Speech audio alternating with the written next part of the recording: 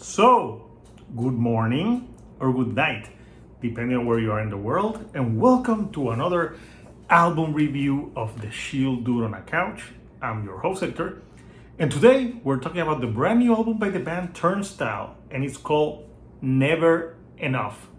And this is the highly anticipated follow-up to Glow On from 2021. So, background on Turnstile. They're a band from Baltimore that started as a straight up hardcore band, but they have been evolving. In 2018, they put an album called Time and Space, and that's where more of the experimentation started. But with Glow On, they went full experimenting with other sounds. Think hardcore meets some new wave, some 80s pop elements, alternative rock, and on this one, they took what they did on Glow On and they amped it up a little bit more. Still sounding very much like Turnstile. So they're a very energetic band, and their singer, Brendan Yates, has become more of a singer. Like he started singing more in Glow On instead of doing like hardcore shouting. And he does a mixture, and I think it gives the music more depth and more like variety, which is really good. So this is a band that I like to put it because like it really uplifts my mood. They're the type of band that they're fun, and they recently played like a live show in Baltimore, and you could see people were enjoying it, and they have like that following of people that they're just there to listen to Turnstile. So they teased this album a few months ago, and they teased it, and it's now here for the summer. And you know what? This is a perfect summer record. I'm calling it right now. 2025 is the summer of Turnstile. So once I finish this review, the answer I'm going to look is like, is this enough? That's not enough. Oh my God. Der Schubladling is not enough. Yeah, let's talk about the album. So the album is 14 tracks, 45 minutes in length. Even though there's like 1 minute that feels like an interlude, so I would say it's more like a 13 track. But yeah, I'm gonna talk about my favorite tracks from the record. So first of all, the album opener, which was a single, Never Enough, is a great song to start the album. It really, it's the great starting song because it picks up on what they did on Glow On and they keep it going. It's really energetic, and it's energetic, but like at the end they have like this they mellow out and they bring in some different sounds, like very ethereal, almost like shoegazy type of sounds sometimes. And I think it's really cool because it's something now that Turnstile does in the records. The second track, which I'm going to talk about, is also the second track of the record. It's called Soul, and this is funny because my first listen to this album was in the car taking the kids to summer camp, and when this song came on, I think they thought it said soul, which is song in Spanish, but it's soul, and every time the song went soul, they were like singing it with me. So I'm like, yeah, they're having fun with it. So it was an album that they were actually enjoying with me, which is a good thing. So this one is more bouncy, has more punk energy to it. And the song chorus is like really earwormy, and it stays with you. And that's something that this album has a lot of like energetic tracks. Other energetic tracks on this record, like Soul, can be songs like Doll, Birds, and Dreaming. And Dreaming has like some different elements to the music as well that make it sound like a little bit 80s. Birds starts like more slower with this like slow drum beat, and then it goes full on hardcore like with the Birds, and then it goes and it has more variety to it. So I thought it was good. And Doll is actually another like shorter track that really is to the point. So those are the energetic tracks that they have.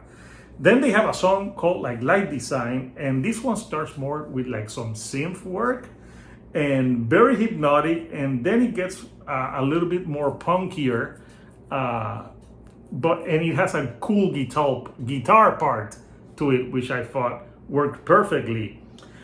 They also have longer songs like Look Out For Me, which is almost like a 6-minute track, and also Seeing Stars. And I'm talking about these two tracks together because they have something similar. There's a strong The Police vibes.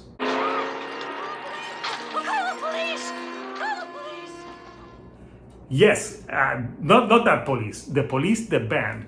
And especially like in the tone of the music, the way the bass sounds, and it's got like a, that The Police has like that dun, dun, dun thing to them that Turnstile is kind of doing in these songs. For example, especially on Seeing Star. Seeing Star could have been in the 80s, and people could, like, if Sting was singing it, it would have been a Police track.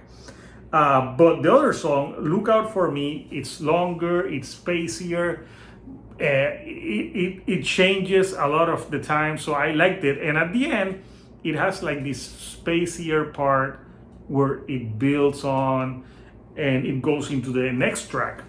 Other tracks that I really enjoyed, I Care, which they played on, I think, Jimmy Fallon, like a few days before the album was out. And this one has very beachy vibes. This is a perfect song to listen to on the beach.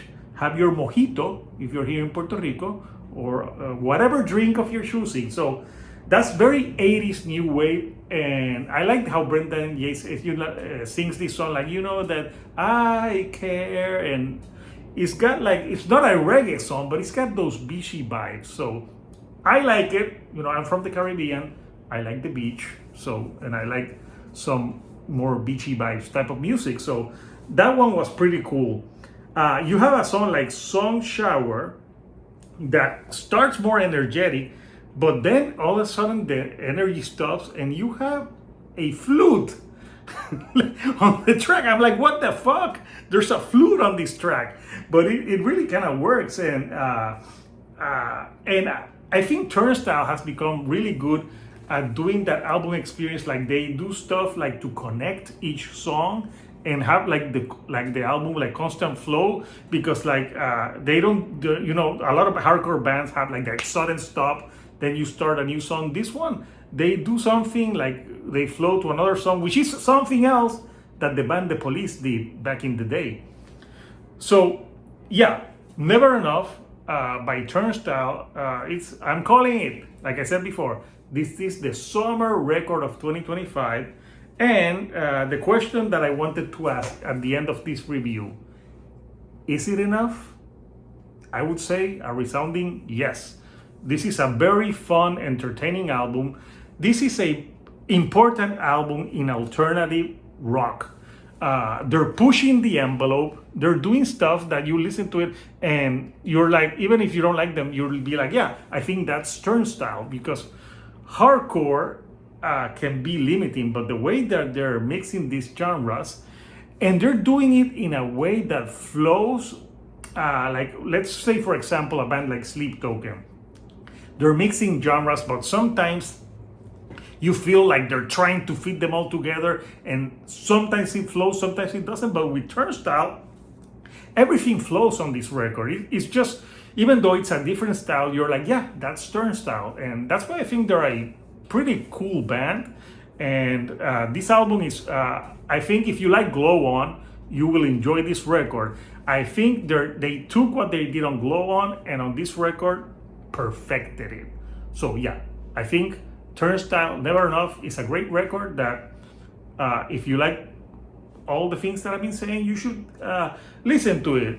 If you like straight up hardcore without mixing things, you won't like this one. But I want to know from you, Couchers, what do you think of Turnstile-Never Enough? Do you like their style? Do you like how they incorporate different elements? Or do you like hardcore to be straight up hardcore? Comment down below. And if you like the videos that I'm putting out, do not forget to give me a like and do not forget to subscribe. That helps me with the YouTube algorithm to get to more people like yourself. So until next time, Couchers, this is Hector, the Shield Dude on the Couch, and I'll see you all right here on the couch.